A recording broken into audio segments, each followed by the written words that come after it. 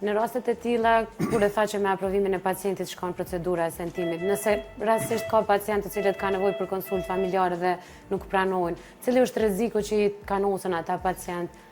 Ne zakonisht në klinikën tonë i rekomandojmë. Kemë raste kur pacientët për shembull kanë dyshime, jo dyshim që duhet apo s'duhet, po kanë pak një dron, një frikë, këtu që i thojmë atëherë shkon nal, në part, qetësohet, edhe mas ta ne vendosi çka më bën. Nëse dëshiron me vazhdu procedurën, po nëse jo, mund të shkojë në një tjetër apo mund me terapi medikamentoze, pavarësisht mirë po duhet t'i tregohet mirë do të qartë, t'i këshillohet çka më bën nëse nuk don, mirë po tash për tash metoda më e mirë është kjo.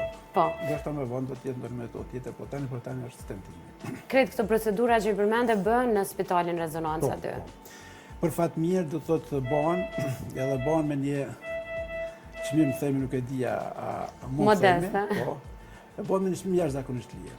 Jashtëzakonisht lirë që nuk e di, po politika e spitalit është e tillë që me pas çmimet e cilat mund të përballojnë këtë popullsia jonë. Po, dhe patjetër që duhet me theksu që janë stafi më profesional edhe që bëjnë këtë punë me vite.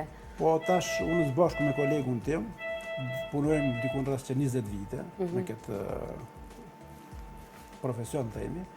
Kështu që për fat mirë këtu rastet e cilat kemi me pas deri në tani që do të jenë dikun rreth 300, nuk kemë pas ndonjë komplikim themi me fatalitet. As ndonjë komplikim edhe mund të themi me ato më të vogla kështu. Mirë po mirë për shkak drejtash, po. Deri me tani ka qenë shumë mirë, ndoshta edhe për shkak që do t'i mosëm shumë mirë anë të cilat mund të komplikojnë, të çojnë pacientin komplikim, dhe ato të cilat do të t'i menjalojmë sa letë mund të.